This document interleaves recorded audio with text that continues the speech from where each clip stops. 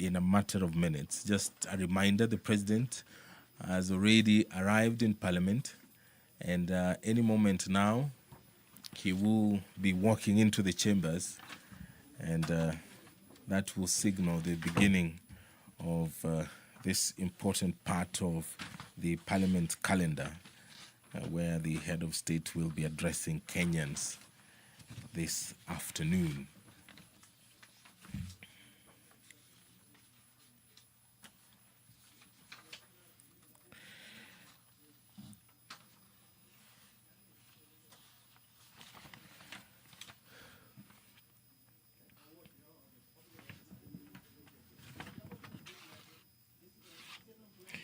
Now, Article 132, Sub-Article 1B of the Constitution requires the President to address the nation once every year and at any other time. Further, Article 132, Sub-Article 1C of the Constitution requires the President to, once every year, report in an address to the nation on the measures taken and progress achieved in the realization of Kenya's national values. Additionally, Article 132, Sub-Article 1C, Part 3 of the Constitution provides that the President shall submit a report for debate to the National Assembly on the progress made in fulfilling the international obligations of the Republic. In this regard, the President did convey a message to Parliament, and he conveyed his desire to address a joint sitting of the Houses of Parliament today, 20th of November 2025, and this sitting will begin shortly. On your screen, the Sergeant at Arms. This is the Senate side of Parliament. And the President is being briefed by the leadership of the Senate. And after that, he will make his way to the Parliament, the National Assembly chambers. He will be walking alongside the two speakers of Parliament. And the President will perhaps address the Social Health Authority and chief as well, the progress of onboarding Kenyans into this new health insurance regime. He is also expected to address the country on affordable housing. Where is the country as far as the building or the construction of affordable houses is concerned? The education sector will also form part of the address this afternoon, as well as the state of infrastructure, agriculture as well, and issues to do with security. Are Kenyan borders safe? The President will be appraising Kenyans on those issues as well this afternoon. There are the leadership of both the National Assembly and the Senate. There is on your screen a signal that the President perhaps is on his way to the National Assembly chambers. The Deputy President, Professor Kithure Kindiki, has he has left the Senate chambers and is now being directed to the Speaker's Gallery, where he will be taking his seat. The leadership, both the minority and the majority, are walking into the chambers of the National Assembly that is now within your view, and we do expect that any moment now. And there on your screen are the maces, the National Assembly mace on your right and the Senate mace on your left. They will be leading the way, followed by the speakers and the President.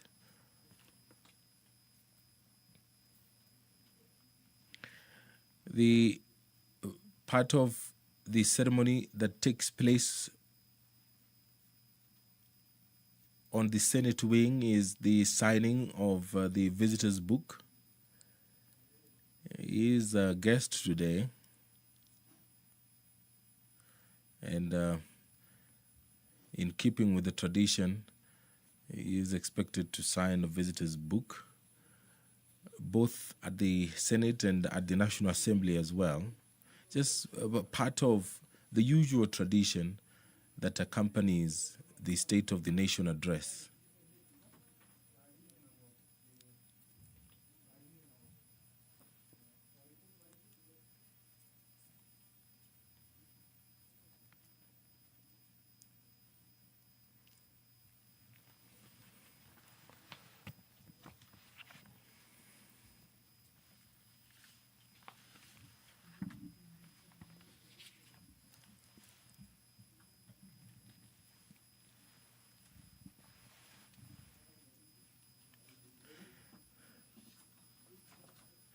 In keeping with the campaign promise, the head of state has used the State of the Nation address to update Kenyans on the Kenya Kwanza flagship projects. One of them, the affordable housing and the Hustler Fund, they have featured prominently in his previous speeches to Parliament.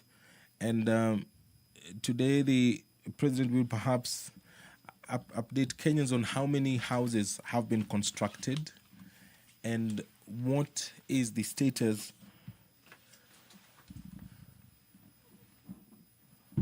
of the Social Health Authority registration by numbers.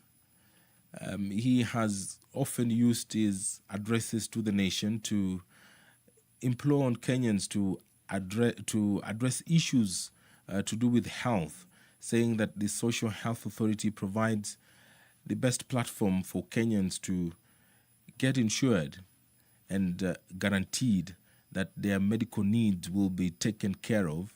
And such occasions are used by the president to further drive the message home that the new medical insurance regime is best suited for the country, that it is better than the previous one. He has, on numerous occasions, encouraged Kenyans that the Social Health Authority is the best mechanism yet to achieving that desired health status in the country. Now, in his previous address, he did encourage Kenyans to register en masse so that they can enjoy the benefits of the Social Health Authority. And just there on your screen, just the Sergeant at Arms are preparing the way, and the speakers are on the move, and so is the President of the Republic. And now the march is on. They are headed straight to the National Assembly chambers, where the State of the Nation address will take place. The President all smiles, accompanied by the Clerk of the National Assembly, Clerk of the Senate, the Speakers of the National Assembly and the Senate, and Chief Sergeant at Arms. It is a very important occasion in the Parliament's calendar, and leading from the front is the top leadership of Parliament. On your screen, on the walls, are portraits of former speakers. The portraits are on display, and those who have been fortunate enough to visit the Parliament buildings, those are some of the things that you will see. And there the President stepping into the chambers, making the long walk to the front. I will now hand you over for this live broadcast of the joint sitting of Parliament, where the President will be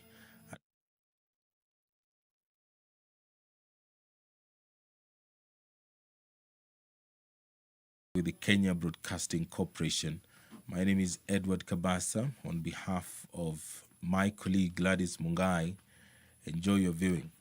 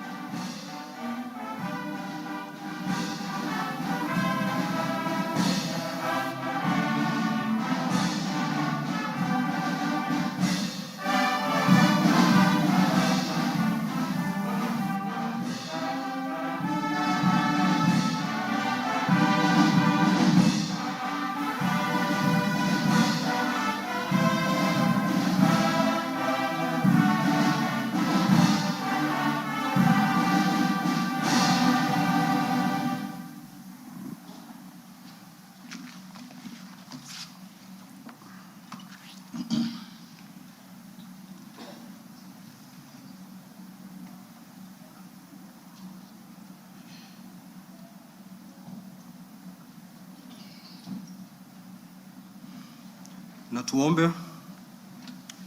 Ewe Mwenyezi Mungu, twakusihi ututazame kwa neema nyingi na baraka, sisi watumishi wako ambao umeridhika kutuita kwa nyadhifa za uongozi katika jamhuri hii yetu. Twakuomba utuajalie tuyatende na kufikia mambo yote atakayofikishwa mbele yetu kwa njia ya haki na uaminifu, ili kustawisha amani, ufanisi na heri ya nchi yetu na wale ambao haja zao umezikabidhi mikononi mwetu. Amen. You may be seated.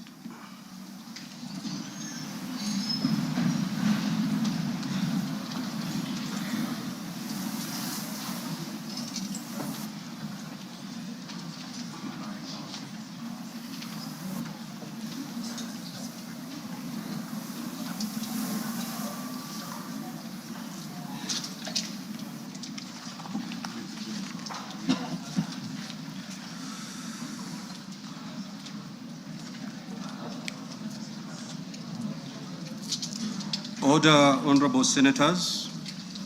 Your Excellency, the Honorable Dr. William Samoei Ruto, CJH, President of the Republic of Kenya and Commander-in-Chief of the Defense Forces, the Right Honorable Dr. Moses Wetangula, EGH, MP, Speaker of the National Assembly, Honorable Members of Parliament, Article 132(1)(b) of the Constitution provides that the President shall address a special sitting of Parliament once every year and may address Parliament at any other time. Article 132(1)(c) of the Constitution further provides that the President shall, among others, once every year report in an address to the nation all the measures taken and the progress made or achieved in the realization of the national values referred to in Article 10 of the Constitution.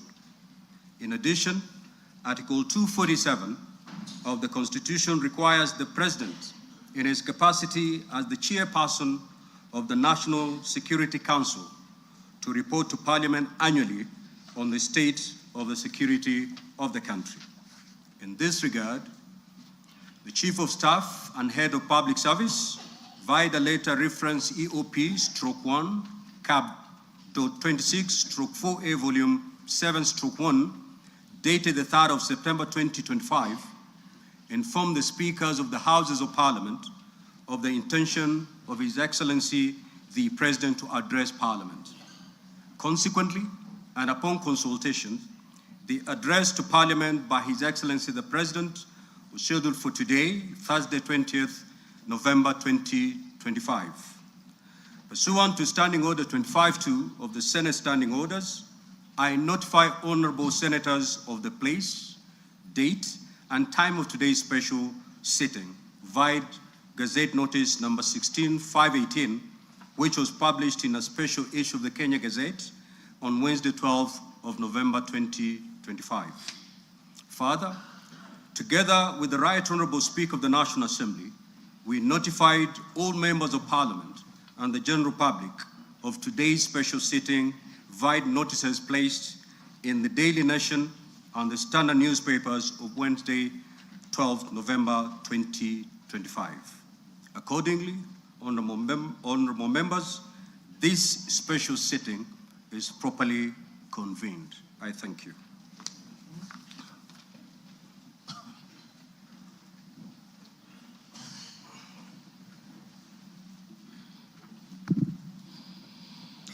Your Excellency, Honorable Dr. William Samoei Ruto, CGH, President of the Republic of Kenya and Commander-in-Chief of the Kenya Defense Forces, the Right Honorable Amason Kingi, EGH MP, Honorable Speaker of the Senate, Honorable Members of Parliament, members of the Diplomatic Corps, distinguished guests, ladies and gentlemen. Article 1321B of the Constitution requires the President to address the nation once every year and at any other time. Further, Article 1321C of the Constitution requires the President to, once every year, report in an address to the nation on measures taken and progress achieved in the realization of our national values. Additionally, Article 1321C3 of the Constitution provides that the President shall submit a report for debate to the National Assembly on the progress made in fulfilling the international obligations of the Republic.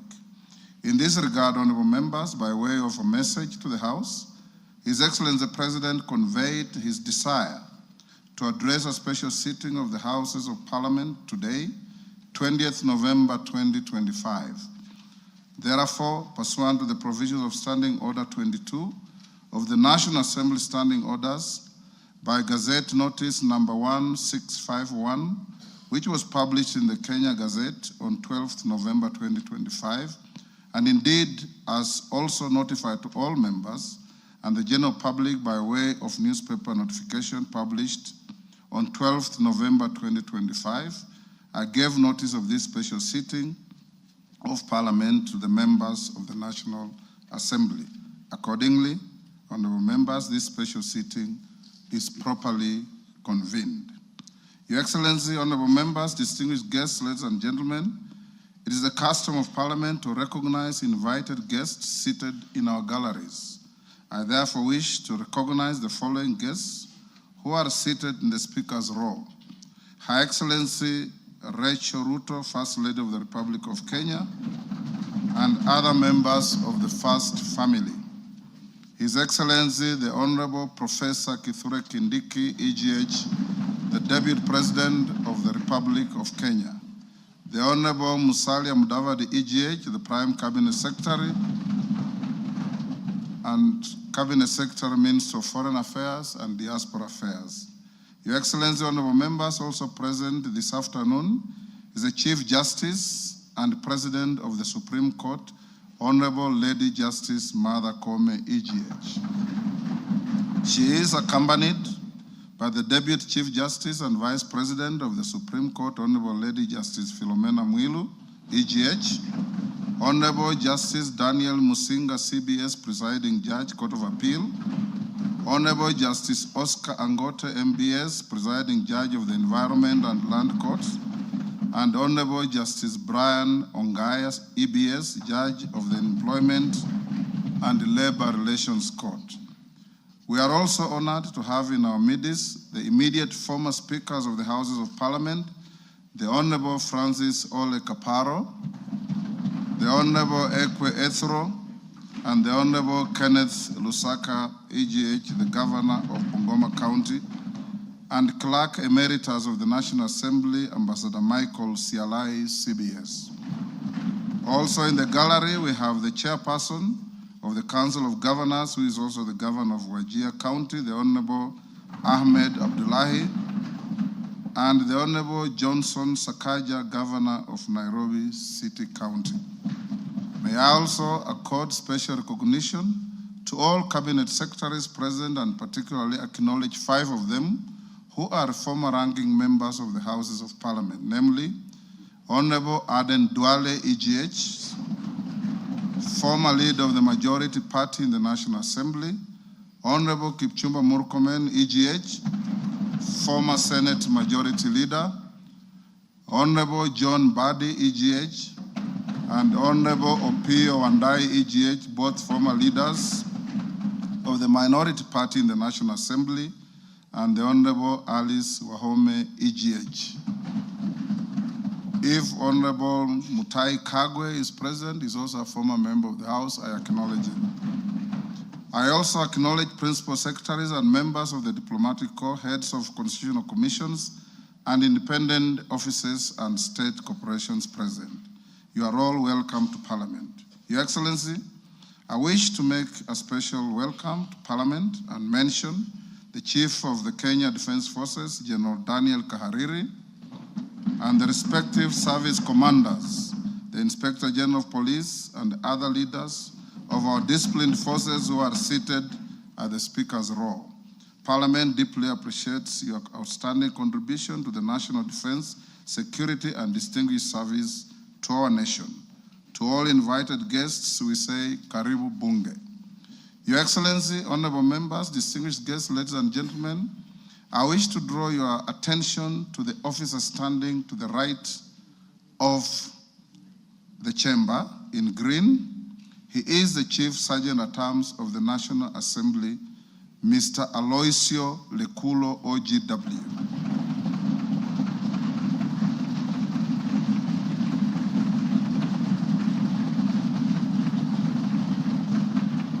Your Excellency, this special mention of this gallant son of Kenya is for the reason that he comes from the smallest community in our nation, the El Molo community, a community which, according to our last census, numbers just about 500. He has risen through the ranks as a high school teacher, as a DO, and competitively employed in Parliament in the year 2006 in the Sergeant's office, rising to become the Chief Sergeant at Arms. Today is his last day on duty, having served diligently in public service.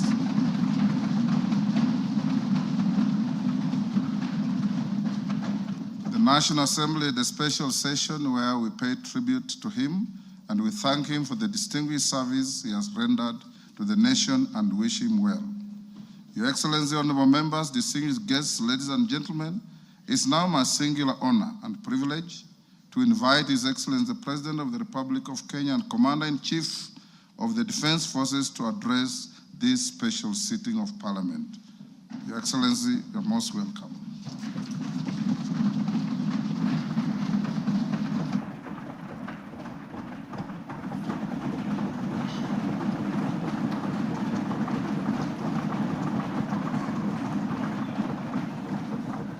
Thank you very much.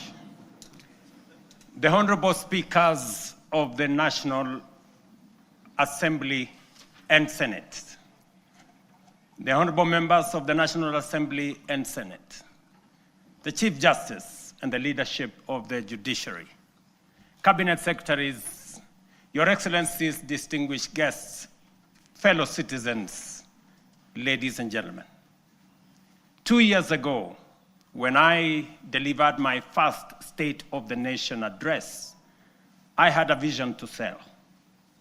Today, I have a story to tell. A story written not in the quiet offices or the comfort of boardrooms, but out in the blazing sun of our farms, in the dust of construction sites where our affordable homes now rise, and in the grit of our community health workers, doctors, medical professionals who refuse to surrender in the quest for universal health coverage. It is written in the steady hum of our factories, in the determination of millions daring to dream and finance their vision through the Hustler Fund, in the courage of our young people working on housing sites, in the Climate Works program, in the digital ecosystem, and in the bravery of those who, looking beyond our borders, have sought livelihoods abroad to sustain families back home. A story of sacrifice, a story of sweat, a story of progress that has not come easy. It is a story you can see in the numbers, feel in the homes, and trace in the lives transformed across our republic. A story whose facts are available for all to examine, except perhaps for the cynical who have no facts. Today, the evidence is clear, evidence of promises made and promises kept. In just 3 years, we have built not monuments of words, but foundations of progress. And yet, even with these achievements, I am convinced that this is only but the beginning. Mr. Speaker, honorable members, as I prepared this address, I reflected deeply on the long road we have traveled as a nation. 62 years shaped by struggle, sacrifice, hardship, triumph, and milestones that have affirmed our spirit. From that reflection came one undeniable truth. We have made commendable progress, but Kenya still punches way below its true weight. This nation has the talent, the resources, and the spirit not just to improve, but to leap and to make the transition from a developing country to a developed one within our lifetime. That is why I speak today with full conviction that history has summoned this generation, our generation, at such a time as this, to a higher purpose. Some eras are shaped by events. Others are defined by the decisions a nation makes. And today, Kenya is called to make such a decision, to finish the journey our forebears began, and finally turn our long-held potential into lived reality. To do this, we must cast off the prevailing mindset of being content with the average. We must step beyond the comfort of the familiar and the ordinary and reach with courage, clarity, and conviction for nothing less than excellence and greatness.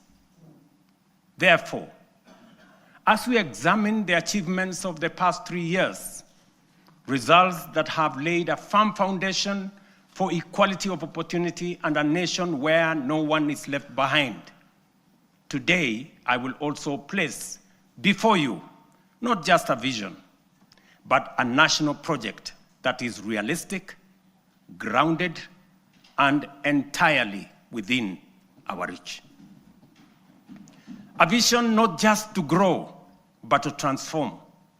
A roadmap not merely to move forward, but to rise from developing to developed, to rise from potential to reality, to rise from promise to prosperity, to rise from the third to the first world, to rise finally into the Kenya we have long imagined, the Kenya we deserve. For long, our ambition was held hostage by small thinking and ordinary expectations. But that era must now be confined to the past. Today, we stand on the threshold of something far greater, a moment in which we can say that our parents dreamed of and what our children yearn for, we will accomplish in our lifetime. As we know, this is achievable because others have done it before. I have often spoken of the Asian tigers, South Korea, Singapore, Hong Kong, Malaysia. And by the way, members, the Prime Minister of Malaysia will be here this weekend. Countries that at independence were our peers in nearly every measurable way. They had no extraordinary resources. They were not superhuman. They simply had the courage to make bold, disciplined, deliberate choices. They invested in their people, demanded excellence, and refused to be trapped in the limitations of their circumstances. They refused to make peace with mediocrity. Today, they stand as first world economies. If they could rise, so can Kenya. It can be done. Let me repeat. It can be done. Later in this address, I will set out the strategic choices, the reforms we will deepen, the sectors we will unlock, and the investments we will prioritize to move Kenya to the next level. I say all this not as a personal badge of honor, but as a recognition of what we have achieved together, the Kenyan people, the leadership in all arms of government, and across all political formations. Honorable members, the last 3 years have not been easy. We have agreed, sometimes disagreed, and at times those disagreements have carried great cost. We have compromised, we have confronted hard truths, and we have endured storms none of us invited. But we all take comfort that it has not been for nothing, for this is how far we have come. At a time like this, in 2022, Kenya was in distress. Inflation had soared almost to double digits. A fuel shortage threatened to paralyze our economy as oil marketers struggled to access dollars. The shilling was in free fall. Foreign reserves had hit historic lows. Debt service consumed more than half of our revenues.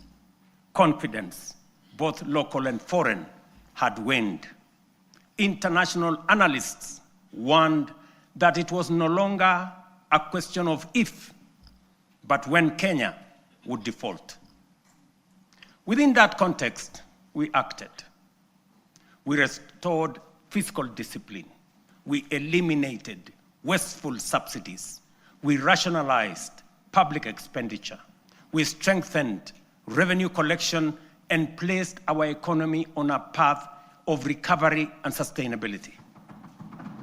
Inflation, which stood at 9.6% in 2002, in 2022, has steadily declined to 4.6% as of last month, bringing much needed relief to households. The shilling, once in perilous downward spiral, has stabilized at 129 to the dollar for nearly 2 years, a direct consequence of prudent monetary policy and disciplined fiscal management. Our successful Eurobond redemption signaled to the world that Kenya honors its obligations. 3 years ago, Kenya was ranked the 8th largest economy in Africa with a GDP of 115 billion US dollars.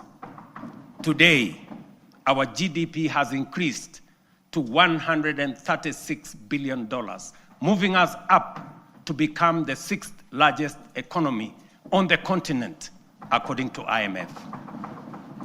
This steep rise, ladies and gentlemen, is not accidental. It is the product of deliberate choices, disciplined execution, and strategic reforms that have strengthened our economy and unlocked its potential. Our foreign reserves have surpassed US dollars 12 billion, the highest in independent Kenya. This has restored certainty, cushioned our economy from external shocks, and restored investor confidence.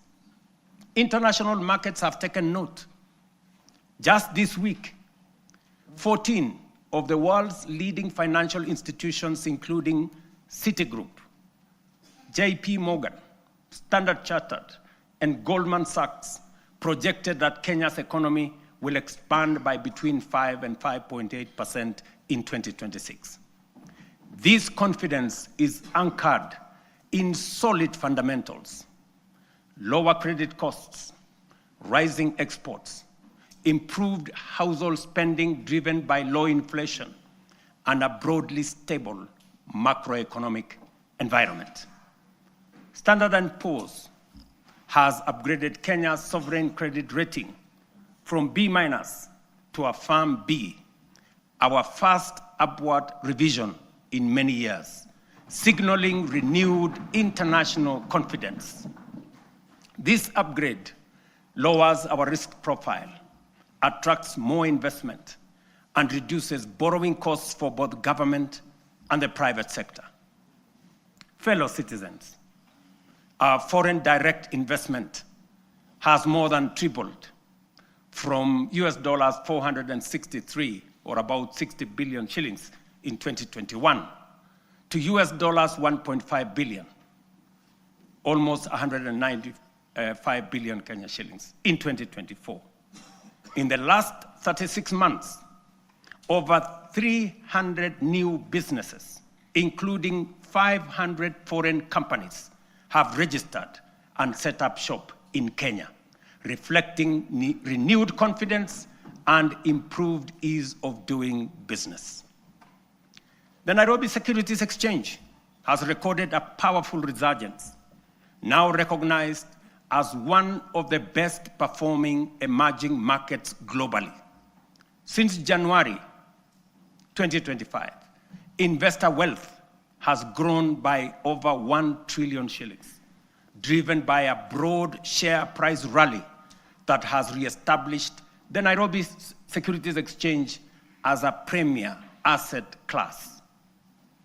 The NSE is on track for its strongest performance in over a decade, building on last year's remarkable gains. This renewed vibrancy is a clear vote of confidence in Kenya's direction and in the reforms we have undertaken.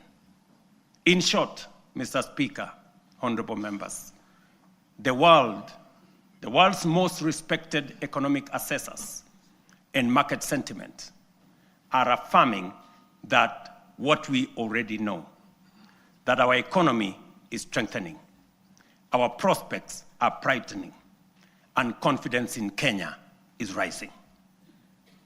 Our critics, the high priests of eternal pessimism, who criticize without responsibility and tear down without offering alternatives, will want you to believe that our economy is going in the wrong direction. But while everyone may speak their mind, and that is the beauty of our democracy, no one is entitled to manufacture self-serving falsehoods and traffic them as facts. And facts are exactly what I present here today: clear, verifiable, and indisputable. Mr. Speaker, one of the greatest contributors to the high cost of living is the cost of food. Kenyans in 2022 marched with empty sufurias, a stark symbol of frustration and unbearable cost of basic commodities. From the very outset, we made an intentional and strategic decision to subsidize production and not consumption. We understood that lasting relief would not come from temporary subsidies and price controls, but from strengthening the foundations of agricultural production. We also recognized that agriculture is not merely another sector of our economy. It is the lifeline of our nation. If we were to secure households, stabilize prices, create jobs, expand industry, and spur exports, agriculture had to be the fulcrum of our transformational agenda. To organize the sector and improve service delivery, we launched an integrated digital platform to register farmers. In 2022, fewer than 300,000 farmers were on record. Today, over 7.1 million farmers are registered on the Kenya Integrated Agricultural Management Information System, giving us visibility to design scientific targeted interventions and eliminate extortionists, getaway brokers, and drive out cartels and middlemen. This has enabled us to implement the fertilizer subsidy program at scale. To date, over 21 million bags of affordable fertilizer have been distributed, reducing the price by nearly 2/3 and saving farmers Kenya shillings 105 billion so far. This year alone, we delivered 7 million bags of fertilizer and 35 million kilos of certified seed. And next year in 2026, we plan to distribute 12.5 million bags across all the 1,450 wards, ensuring every farmer has access to affordable inputs. The impact has been phenomenal. Productivity in all our agricultural sectors has gone up. National maize harvests have risen from 44 million bags in 2022 to 67 million bags in 2024, setting the stage for a historic harvest this year of 70 million bags. The results are visible in markets and homes. The price of a 2-kilogram packet of flour has fallen from what it was 250 in 2022 to as low as 130 today. For millions of households, this is meaningful daily relief. The transformation across our value chains is equally compelling. Tea production has grown, with earnings rising from Kenya shillings 138 billion in 2022 to Kenya shillings 215 billion in 2024, a 56% increase. The coffee sector, once on the brink of collapse, is roaring back. Nearly 50,000 seedlings have been distributed. Earnings have risen from an average of Kenya shillings 70 per kilo to now between 120 and 150 shillings per kilo. We are on track to increase exports from 48,000 metric tons to 60,000 metric tons this year, and projected to reach 150 million tons in 3 years' time. Edible oils acreage under production expanded by 90% between 2022 and April 2025, cutting the edible oil import bill by 17 billion in 1 year. By 2027, we aim to halve this bill, saving Kenya nearly 60 billion in foreign exchange. Cotton production has nearly tripled. Cashew nut yields have grown following the distribution of 900,000 seedlings, and so has coconut output after the provision of 1 million seedlings. The sugar sector, long troubled, is now stabilizing. Area under cane is up by 200,000 acres. Production has surged 76% to over 815,000 metric tons. Imports are down 70%. To secure this process, we have leased Nzoia, Muhoroni, Soni, and Chemelil factories to competent private sector operators. Our livestock value chain is rising. Leather exports are up 56% to Kenya shillings 2.5 billion. Local shoe production now exceeds 11 million pairs, and meat exports have grown 45% to 12.5 billion. In dairy, milk production has surged to 5.3 billion liters, while exports have nearly doubled to 9.4 billion. Dairy farmers' support has enhanced with the installation of 230 new milk coolers. Nearly 8 million animals have been vaccinated, and Kevevapi has produced a record 94 million vaccine doses, which are used locally and also exported to our neighbors in the region. We have reduced the cost of semen from 8,000 shillings per dose to 1,000 for our dairy farmers. The outcome of these reforms is unmistakable. We have enhanced food security, raised farmer incomes, driven agro-industrialization, and expanded Kenya's export footprint. This is the transformation we promised, now unfolding across our nation, fulfilling the national values and principles of governance, particularly sustainable development, as required under Article 10 of our Constitution. It is in accordance with this constitutional duty that I report to this House today. Mr. Speaker, honorable members, let me now turn to healthcare, the foundation of human dignity and the heartbeat of every nation that chooses compassion over neglect. Over the last 3 years, we have undertaken the most ambitious transformation of health systems since independence. Reforms rooted in equity, powered by innovation, and guided by a simple conviction that every Kenyan, wherever they live and whatever their means, deserves equal care. 27 million Kenyans are now registered in SHA, more than triple the number ever reached by the former NHIF.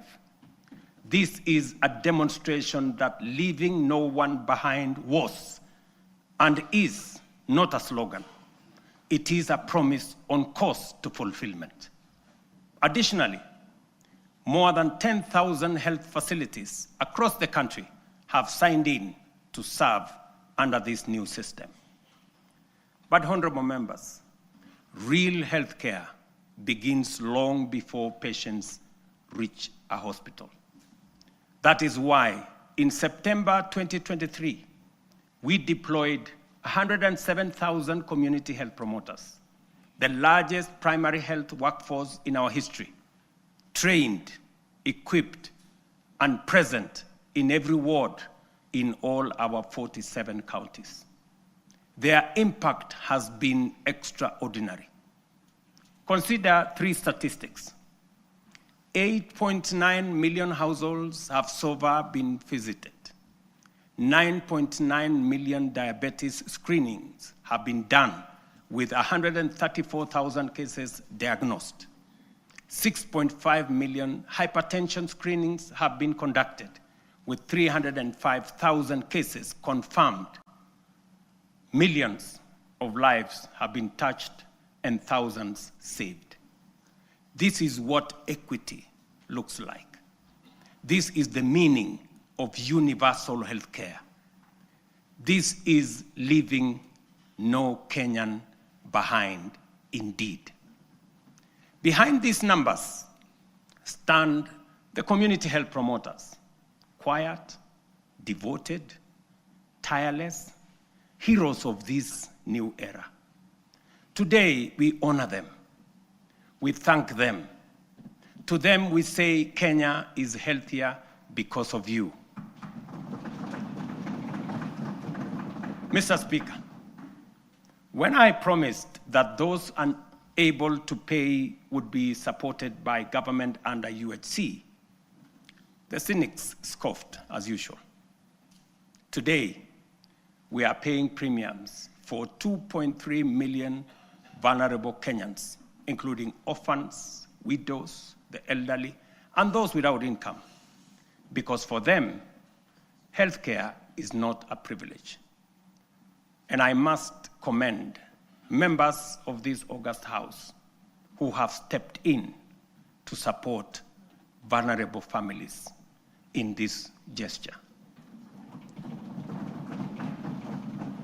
We are also modernizing hospital equipment through the National Equipment Service Project, replacing the old MES model that burdened counties with heavy upfront costs. Under the new fee-for-service system, private partners install, maintain, and run state-of-the-art equipment, and public facilities pay only when they use them. We have overhauled KEMSA to end the chronic crisis of drug shortages, raising medicine availability from 48% to 68%, and to a projected 90% by the end of this year and 100% by March next year. This is more than healthcare reform. It is a long-deferred promise finally taking shape. A Kenya where every citizen can face tomorrow with confidence, knowing their nation will stand with them in their hour of need. It fulfills our national values of dignity and equity as stated in Article 10 of the Constitution. In the same spirit, the government is strengthening financial protection for Kenyans under cancer treatment. Social Health Authority will enhance the cancer benefits package from the current 550,000 shillings to Kenya shillings 800,000. Effective December 1. This enhancement responds to the rising cost of sustained cancer care and ensures that patients can access quality, uninterrupted treatment without facing financial hardship. Mr. Speaker, honorable members, when I assumed office, our education sector was in distress with a strained CBC transition, a chronic teacher deficit, universities on the edge of insolvency, and overstretched infrastructure. We moved quickly to restore education as the great equalizer. Through the student-centered funding model, scholarships and loans now follow need and merit, placing the learner at the center. Nearly 500,000 students have already benefited from this model. We then tackled the teacher crisis head-on. We have hired, as you all know, 76,000 teachers with 24,000 more to be brought in by January next year. That will translate to 100,000 teachers in 3 years, an achievement unmatched in the history of our country. Together with the national government CDF, we have delivered 23,000 new classrooms and 1,600 laboratories are under construction, easing congestion and giving CBC the dignified facilities it requires. TVET has become the engine of practical skills. Enrollment has leaped from 341,000 in 2022 to 718,000 as young Kenyans embrace engineering, ICT, modern agriculture, hospitality, design, and the trades that power a modern economy. In strengthening education at every level, we are giving life to the national values in Article 10, especially equity, human dignity, and sustainable development, ensuring every child has a fair chance to rise. Mr. Speaker, honorable members, 3 years ago when we said we would deliver affordable housing, the cynics dismissed it. They said it was fantasy. When they realized we were serious, they called it impossible. And when we broke ground across the country, they suggested that these projects would stall. Today, those doubts have given way to a very different question from Kenyans everywhere. How do I own one of these units? That is now the question. Across the country, we are delivering the most extensive housing rollout in Kenya's history. 230,000 affordable homes. And we meet student needs. 178,000 beds have been packaged for universities, TVETs, KMTCs, with 74,000 already under construction, transforming a sector where fewer than 10% once had decent accommodation. Additionally, 270 modern markets are taking shape nationwide, providing vital spaces for women and MSMEs, with another 175 underway, expanding the backbone of local commerce. And through the Nairobi River Regeneration Program, 44,000 young people are restoring the river corridor and preparing sites for 10,000 social homes along the renewed riverfront. The program, the housing program, including markets and hostels, has created over 428,000 jobs. Jobs that include architects, engineers, plumbers, electricians, carpenters, masons, steel workers, transporters, and thousands of MSMEs in fittings, fabrication, and interior design work. At peak next year, it will employ at least 1 million Kenyans. Honorable members, this program is far more than housing. It is a national empowerment engine, creating jobs, formalizing the informal sector, revitalizing micro, small, and medium enterprises, restoring our environment, and building resilient communities. It advances equity, dignity, and sustainable development, the very values anchored in Article 10 of our Constitution. Mr. Speaker, honorable members, allow me to turn to a sector that carries the hopes of nearly every Kenyan family, our micro, small, and medium enterprises. MSMEs are the backbone of our economy, the engine room of innovation, and the daily hustle of more than 15 million Kenyans. For decades, access to affordable credit trapped millions in frustration.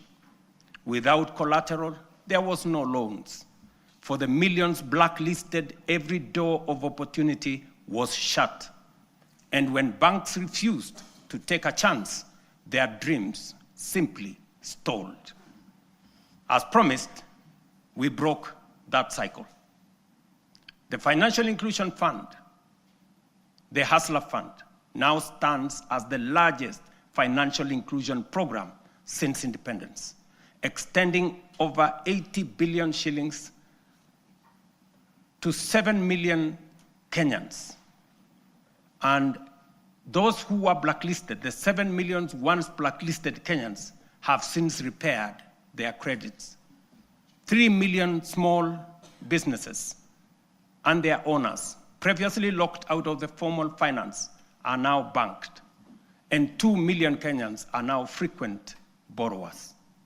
Today, through the Hustler Fund Bridge Facility, 800,000 entrepreneurs are accessing up to 150,000 shillings each without collateral to expand and grow their businesses. But honorable members, credit alone is not enough. Many young people do not lack ideas, they lack opportunity. That is why we launched Nyota, the National Youth Opportunities and Transformation Agenda, one of the most ambitious youth empowerment programs in our history. Over the next 5 years, Nyota will uplift 820,000 unemployed young people through apprenticeship, recognition of prior learning, entrepreneurship grants, digital skills training, and support savings. When the program is fully implemented, it will have placed 90,000 young people into work or enterprise, certified 20,000 into different skill areas, capitalized 110,000 businesses, and matched savings for 190,000 savers, while building capacity of 600,000 more to undertake government procurement under the ACBO program. Ladies and gentlemen, over the past 3 years, our digital transformation agenda has become one of the most powerful engines of renewal. A quiet revolution changing how Kenyans live, how they work, learn, or do business. We have expanded the fiber optic by 24,000 kilometers and moved from 0 public Wi-Fi hotspots in 2022 to nearly 1,500 today, connecting communities once left behind.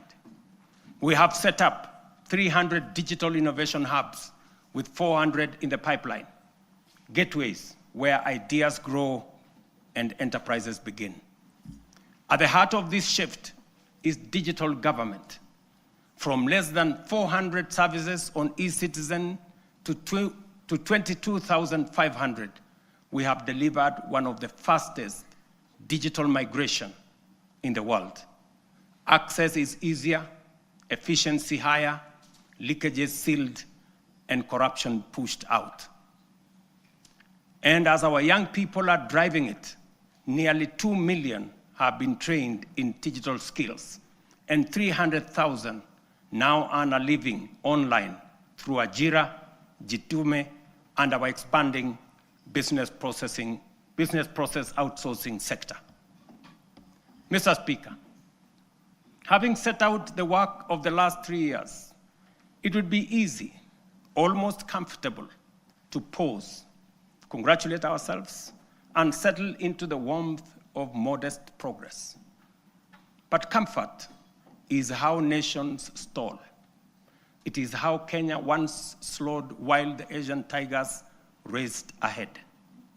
We cannot allow that. We will not allow that. And we must not allow it.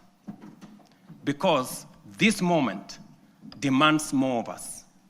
More courage, more ambition, and a refusal to settle for the ordinary. As I said earlier, we often speak of the Asian tigers with a reference that makes their rise seem like a miracle from a distant world.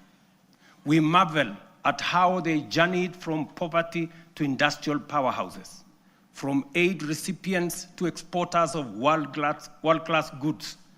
And we ask, what secret advantage did they have?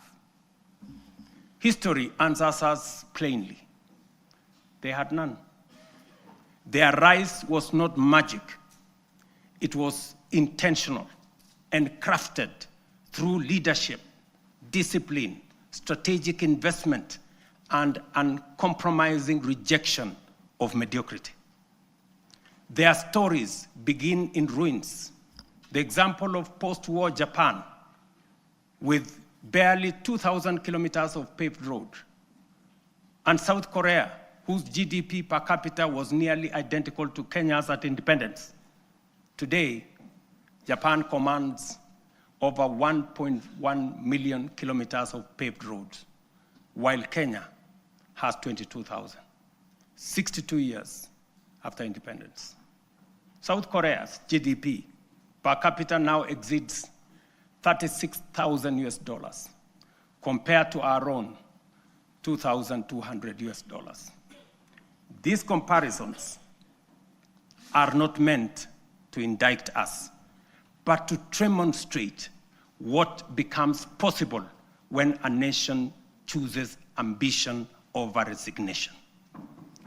From their journeys, clear lessons emerge. These nations set aside small dreams and integrated boldly with global markets.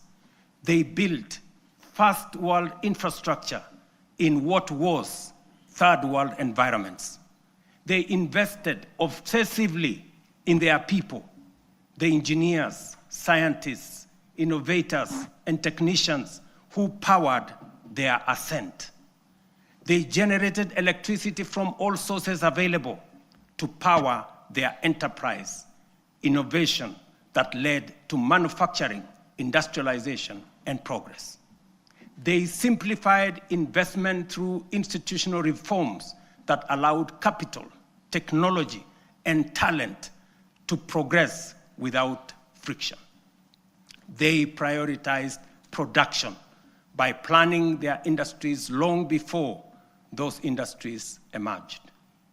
Critically, they nurtured ecosystems of relentless innovation, giving rise to global giants like Samsung, Hyundai, Toyota, and Sony, companies that began modestly and grew to define modern history. The task before us, therefore, is unmistakably clear. If Kenya is to grow at scale, we must raise our ambition. It is for this reason, Mr. Speaker and honorable members, that under my leadership, we are raising the bar of national ambition. And that is why I am today submitting a roadmap to take Kenya to the next level. We are committing to undertake a minimum of 4 major national priorities whose rationale I shall explain. First, we must invest relentlessly in our people, in their education, skills development, scientific training, and innovation capacity. We have already set the foundation through the major reforms in the education sector.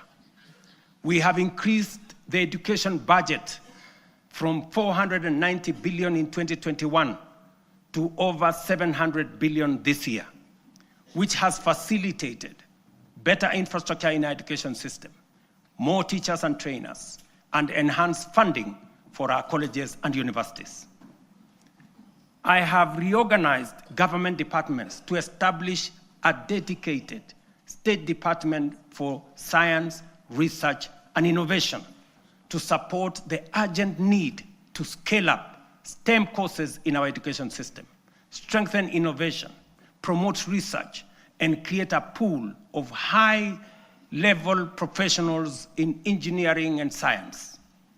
This structure will also help actualize the 2% research fund needed to make this ambition a reality.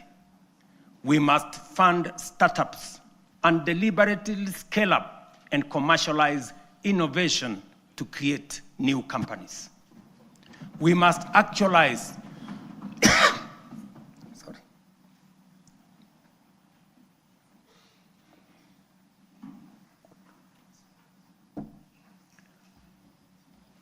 We must actualize the National Research Fund, moving from the current 0.8% of GDP to 2% of GDP.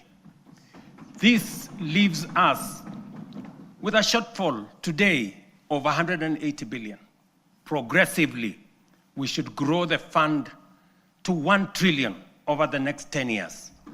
We will mobilize domestic public resources, private investment, venture capital, and other private sector financing to drive this effort, because no nation rises above the abilities of its citizens. Let me repeat that. Gentlemen and ladies, no nation rises above the abilities of its citizens. And we must promote a culture of enterprise so that Kenyan companies can cross borders. The example of Safaricom's M-Pesa, growing from a local solution into a global financial platform, serving more than 70 million customers in 170 countries today. This demonstrates the possibilities we can unlock. Secondly, we must turn around our economy from a net importer to a net exporter of products, goods, and services. The most urgent being imports of food products that cost us 500 billion shillings every year. Just imagine. We are importing maize, wheat, rice, edible oil, to Kenya at a cost of 500 billion shillings every year. As I mentioned earlier, we have already made interventions to reduce imports of maize, sugar, edible oils, rice, wheat, but our efforts are undermined by the natural limits of rain-fed agriculture. We can no longer allow the clouds to determine whether our people eat or not. We are able to produce enough for domestic consumption and exports. Expanded modern irrigation is now necessity and the only path forward. We are endowed, ladies and gentlemen, honorable members, with arable land, yet we all know only 15% of Kenya can support rain-fed agriculture. And this limited area is what we have relied on to feed the entire nation. While 85% of Kenya does not receive sufficient rainfall, if we harvested and stored rainwater, we can bring vast arable lands in these arid and semi-arid regions into productive use. With the dams, we can transform our arid and semi-arid areas into hubs of agricultural production, even in the absence of rainfall. We must never give up on the potential of these regions simply because they receive little rain. And we must never confuse the lack of rain with a lack of water. This is why we must build at least 50 mega dams nationwide, alongside 200 additional medium and small dams and thousands of micro dams to collect and store water, not only to secure our food supply, but to bring at least 2.5 million additional acres under irrigation within the next 5 to 7 years. Therefore, the commitment to harvest and store water is not simply about food and water security. It is a strategic, nation-shaping investment, one that underpins our aspiration to be a net exporter of agricultural products, underpins economic independence, rural prosperity, and sustainable development. The Ministry of Water and Sanitation and Irrigation, alongside all relevant agencies, have already mapped out precise locations of these dams. These projects span the breadth of our republic. From the High Grand Falls, a mega dam on River Dawa in Mandera, Isiolo, Basalinga Dam, Yata in Machakos, Singli Canal in Garissa, Soin Koru in Kisumu, Rumuruti in Laikipia, Thochi in Embu and Tharaka, Lowat in Turkana, Mahoya Dam, straddling Nyeri and Kirinyaga, Narosra in Narok, Aror in Elgeyo Marakwet. Others include Ndarugu in Kiambu, Kokwanyo in Homa Bay, Rare in Kilifi, Tongaren in Bungoma, and many more strategic sites nationwide.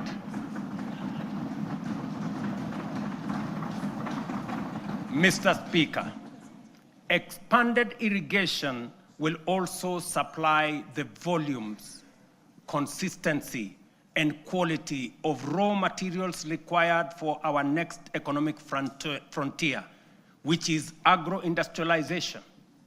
Irrigation will produce the raw materials, and our SEZs, EPZs, and county aggregation and industrial parks will convert them into high-value products for national, regional, and global markets. Honorable members, energy is the lifeblood of any modern economy.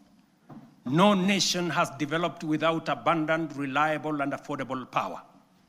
This is our third national priority. Although we have an installed capacity of 3,300 megawatts, the intermittence of solar and wind means our farm capacity is only 2,300 megawatts, far below what the Kenya of the present, let alone tomorrow, will require. To drive domestic electrification, industrial manufacturing, e-mobility, green industrialization, digital expansion, and a technology-enabled future, we must dramatically expand power generation. Kenya is blessed with diverse, largely underexploited renewable sources, including geothermal, solar, hydro, wind, and nuclear. To undertake large-scale value addition, agro-processing, manufacturing and industrialization, sufficient, affordable, and reliable energy is a top imperative. Modern technologies, such as data centers and artificial intelligence, require large-scale energy supply. To modernize our economy, leverage on technology to create new opportunities, and to turn our agriculture and natural resources into products, manufacturing and industrialization consume many megawatts of energy. As a result, we have to generate an additional 10,000 megawatts in the next 7 years so as to move our country to the next level and undertake the transition necessary for our growth. Our fourth national priority is transport and logistics. As the region's economic and diplomatic hub, home to the United Nations' largest office and only office in the Global South, and the sixth largest economy in Africa, Kenya must maintain world-class seaports, airports, highways, and digital corridors. Efficient transport and logistics are the backbone of our competitiveness. They accelerate national development, connect products to markets, move goods and services, lower the cost of doing business, and will reinforce Kenya as the aviation and commercial capital of East and Central Africa. History teaches us that nations rise on the strength of transport and logistics. Japan's post-war revival, enabled by strategic road expansion, is a clear example. From only 2,000 kilometers of road, they constructed over 1 million kilometers of paved road in 7 decades. We in Kenya, you know, we have only constructed 22,000 kilometers over a relatively similar period. To scale up, ladies and gentlemen, honorable members, our transport and logistics program, the Ministry of Roads and Transport have already mapped out a comprehensive network of 2,500 kilometers of highway for dualing and 28,000 kilometers of road to be tarmacked over the next 10 years. We will onboard private-public partnership in the modernization of Jomo Kenyatta International Airport, Mombasa and Lamu Airport, and sort out the challenges facing Kenya Airways by next year. This work is already in progress. Next week, I will launch the dualing of the 170-kilometer Rironi-Naivasha-Nakuru-Mau Summit Road. On the same day, I will break ground on the dualing of the 58-kilometer Rironi-Maimayu-Naivasha Road. The gridlock that paralyzes these roads every day, especially on weekends and holidays, will soon, by God's grace, be a thing of the past. Additionally, roads earmarked for dualing include Muthaiga Kiambu Ndumberi, Machakos Junction Mariakani, Mau Summit Kericho Kisumu, Kisumu Busia, Mau Summit Eldoret Malaba, Athi River Namanga, Karatina Nanyuki Isiolo, Makutano Embu Meru Maua, Mtwapa Malindi Mombasa, all the way to Lungalunga, Kericho Kisii Migori Isabenia, and Nakuru Nyahururu Karatina, Kisii Oyugis Ahero. The northern bypass, James Gishuru roads, Bomas Karen Gong, and Bomas Ongata Rongai Kiserian, including Gong Isinya and Naivasha to Kikuyu, among many other key corridors nationwide. This infrastructure drive will also include extending the standard gauge railway from Naivasha to Kisumu and eventually to Malaba. And that exercise, ladies and gentlemen, is beginning in January. In just 2 months, we will be beginning that process. Honorable members, estimates indicate that achieving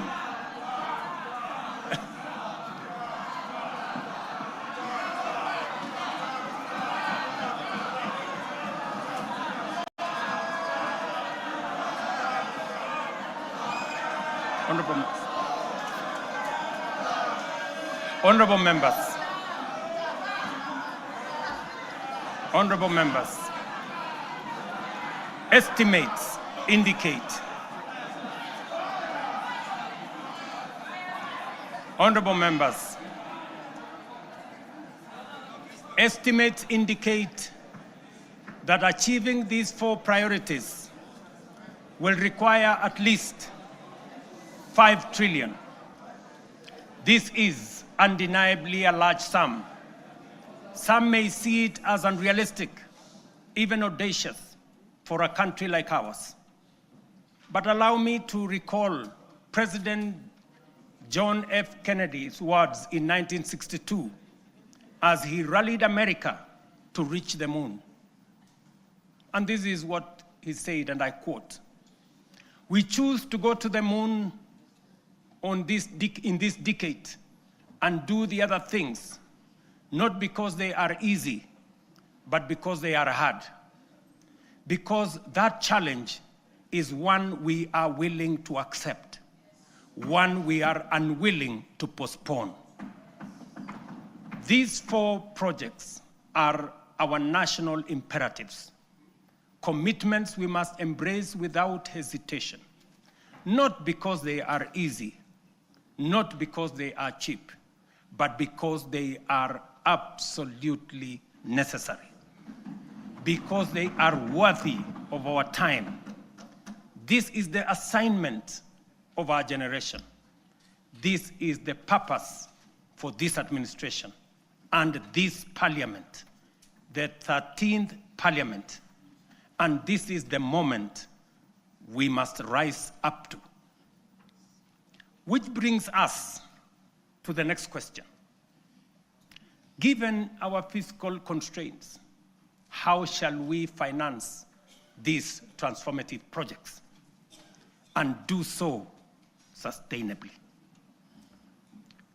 The answer, ladies and gentlemen, lies in two key financing vehicles: the National Infrastructure Fund and the Sovereign Wealth Fund.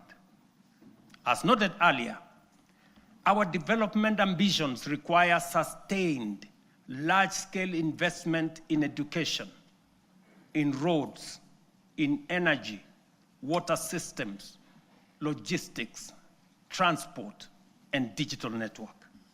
Yet, our fiscal space is narrow. We cannot continue funding essential infrastructure through unsustainable borrowing and burdening taxpayers with additional taxes. But neither can we afford to postpone these imperatives without risking our future. There is need to be innovative in the use of our national revenues, or the national revenues at our disposal. There is need to deploy our national assets available to us in creating public-private partnerships that will crowd in the enormous pool of private sector resources available regionally and globally. This is why we will establish the National Infrastructure Fund, whose architecture will be underpinned by the reforms in the Government-Owned Enterprises Bill passed by this august House that I will sign into law tomorrow. This fund is the strategic solution that will provide a framework to innovatively scale up our resources to match our ambition. It will fulfill our manifesto commitment to rebuild Kenya's infrastructure while reducing reliance on tax and debt. We will do this by using budgeted resources prudently and introducing a financing architecture that leverages capital markets, diversifies ownership through unlocking of national assets through privatization, and use PPP frameworks to channel private capital into public priorities. For decades, Kenya has privatized major public assets, from Kenya Airways to KenGen, from Kenya Re to Safaricom. Yet, we cannot point to enduring national assets built from privatization proceeds because the funds were absorbed into budgets and spent. The National Infrastructure Fund will break this cycle. All proceeds from privatization will be ring-fenced, preserved, and reinvested into new infrastructure and wealth-creating assets. When ownership shifts to the private sector for efficiency, the benefits to the public will not diminish, they will multiply.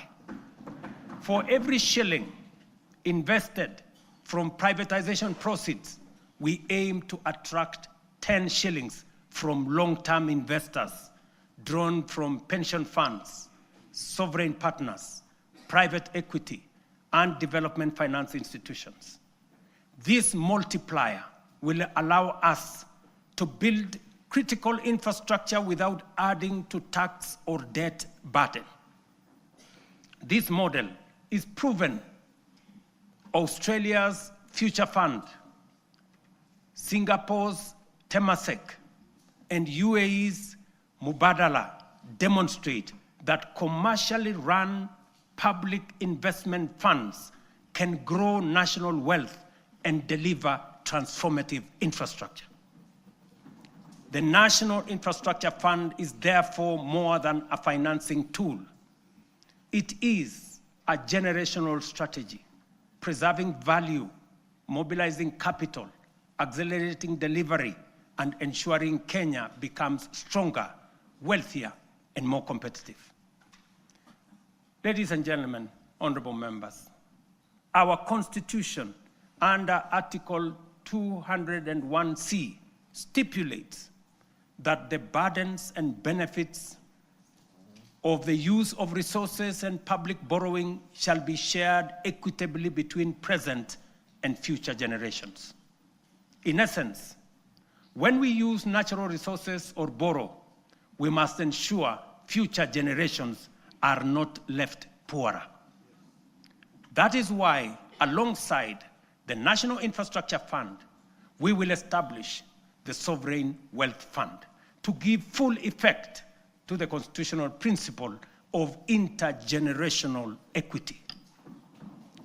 A portion of all royalties from natural resources and a portion of proceeds from privatization of national assets will be invested in the fund. This fund will rest on 3 pillars. Number 1, savings, to be invested for the future, as countries like Norway, Kuwait, Saudi Arabia have done with trillion-dollar funds. Number 2, stabilization, a buffer against global shocks, including commodity volatilities, pandemics, and geopolitical disruptions to ensure fiscal stability. And number 3, infrastructure. A carefully managed share will be invested in commercial terms to attract private capital to national projects while growing public wealth. History has already warned us. Along our coast region, titanium deposits have been exploited and depleted. And because we lacked a sovereign wealth framework, future generations will inherit nothing from the resources that we got from titanium. We cannot repeat this mistake. Mr. Speaker, honorable members, that is the scale of our national ambition. This is the blueprint for financing it prudently and responsibly. To shape this vision, I have engaged sincerely with leaders across the political spectrum. I've engaged many members of parliament, many governors, community leaders, and with Kenyans from all walks of life. I discussed this vision with the late Right Honorable Raila Amolo Odinga in the presence of Professor Anyang' Nyong'o, who reminded me that no nation has industrialized without roads, energy, and food security.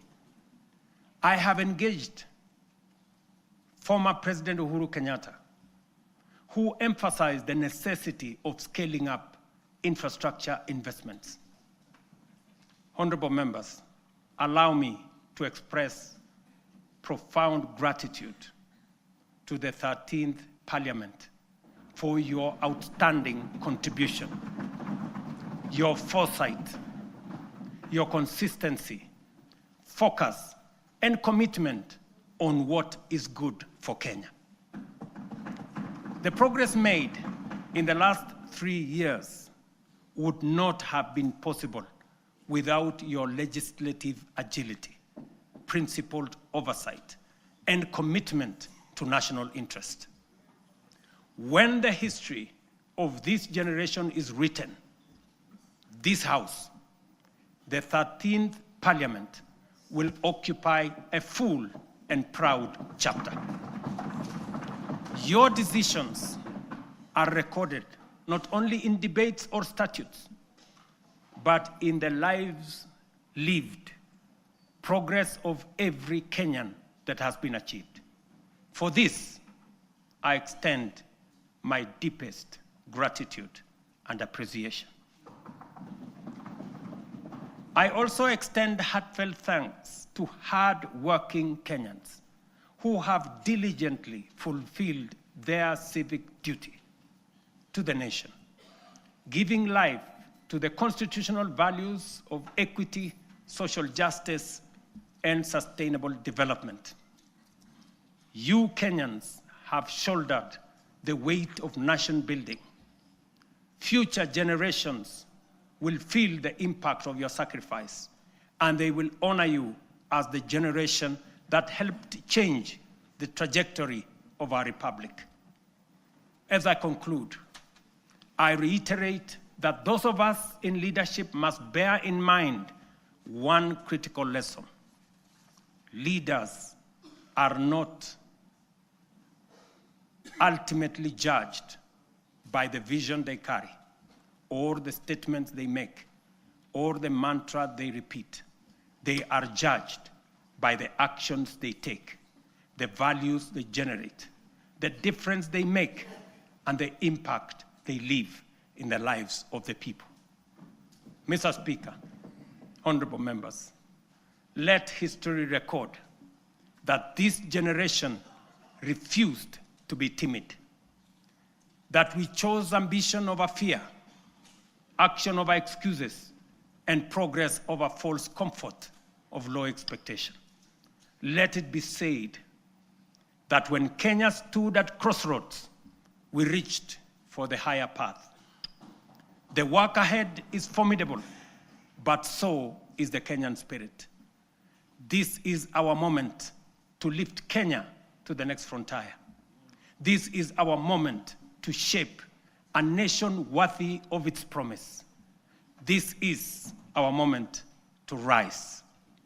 Honorable members, it is now my pleasure to submit to Parliament the following 3 reports as required by the Constitution. Number 1, reports on all measures taken and progress achieved in the realization of the national values as I have espoused. Number 2, report on progress made in fulfilling the international obligations of the Republic. And number 3, the report of the state of security of the country. Now, therefore, I hand over the reports to the Speaker of the Senate and the Speaker of the National Assembly, and I thank you for your attention. God bless you, and God bless our great country, Kenya.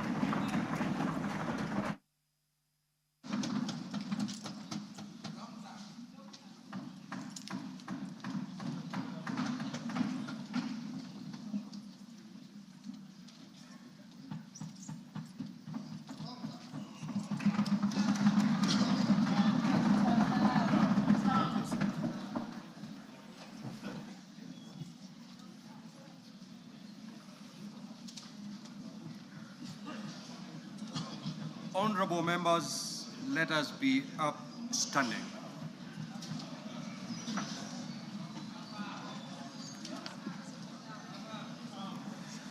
Your Excellency the President, the Right Honorable Speaker of the National Assembly, honorable members and distinguished guests, we have now come to the conclusion of the business of the day, and it is now time to adjourn.